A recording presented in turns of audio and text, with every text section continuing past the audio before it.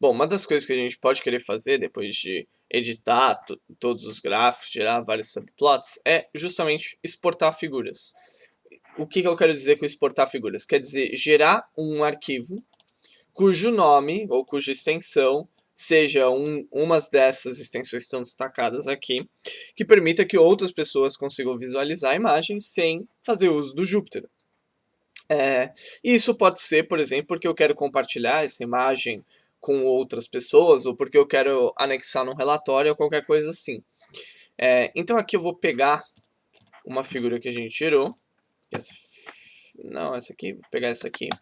Não, essa aqui que está completa. Colocar aqui em exportar figuras. Vou dar esse cara. E o que a gente pode fazer para salvar uma figura? Basta eu pegar e colocar fig.savefig. E aqui eu coloco o parâmetro da minha figura. Vou colocar filename.png, executar isso aqui. E ao fazer isso, ele vai exportar uma figura, que é essa figura aqui, que por sinal você consegue visualizar no Jupyter, que tem essas características aqui, que é justamente a figura que eu gerei. Só que a grande questão do fig.savefig é que eu não preciso necessariamente gerar a figura exatamente como ela foi gerada aqui nos parâmetros do Matplotlib. Eu consigo fazer edições no savefig para mudar as características de como essa figura é armazenada no disco.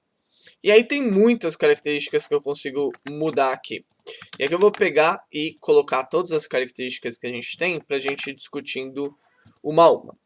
Então, a primeira coisa do savefig, eu tenho, além do nome da imagem, e isso aqui, por sinal, se eu mudasse a extensão da imagem para JPG, SVG, PGF, PDF, ele vai mudar o tipo de arquivo que é gerado. Então eu não preciso fazer qualquer outra configuração adicional, basta mudar a extensão do arquivo que ele vai mudar o tipo de saída. No caso, PNG acaba sendo o tipo mais comum, porque é justamente para gerar essa imagem. Eu posso configurar o DPI da figura. Então vocês sabem que quando eu gero a minha figura, eu já consigo mudar o DPI, mas aqui eu consigo escolher especificamente o DPI da figura a ser exportada. Então, por exemplo, se eu rodar agora esse cara, vir aqui e atualizar o file name, vocês vão ver que o tamanho aumenta, porque o DPI padrão aqui de uma figura, se não me engano, o valor padrão é 100. Como a gente dobrou esse valor, parece que o tamanho da figura aumentou.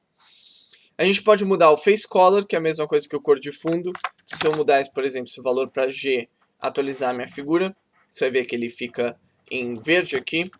O edge color é a minha cor das margens. Orientation é a orientação do gráfico. Aqui no caso, portrait é a mesma coisa que retrato. Eu tenho as opções de retrato e paisagem. Paisagem seria landscape aqui.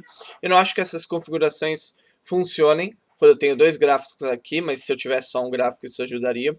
O paper type é o tipo de papel utilizado, então você pode alterar o tipo de papel, isso significa que você vai alterar configurações padrões, tipo as margens com relação à figura, tem algumas marcações para diferentes tipos de papéis que vão aparecer na figura, qualidade da imagem também muda.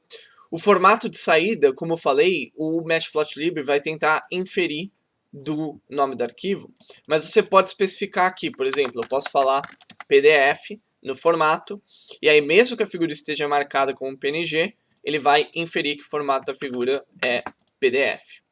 Transparência, que eu consigo adicionar uma flag verdadeiro ou falso, se eu quero que essa imagem seja transparente. Então, por exemplo, se eu mudar isso aqui para true, e abrir esse cara aqui, você vai falar, não mudou absolutamente nada. Mas, onde você vai observar se mudou de fato ou não, é, por exemplo, se eu tentar abrir essa figura por um programa qualquer.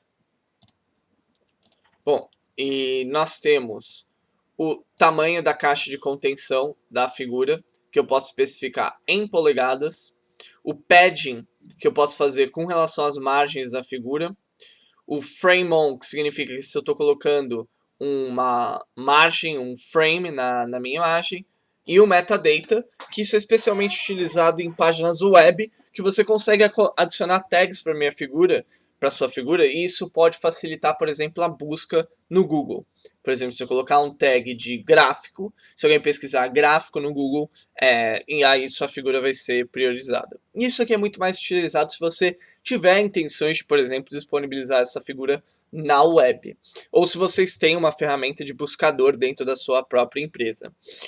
Mas enfim, então SaveFig, tão simples quanto chamar isso aqui, na maioria das vezes só vai fazer isso, mas ele tem uma porrada de parâmetros que consegue configurar a saída da sua imagem.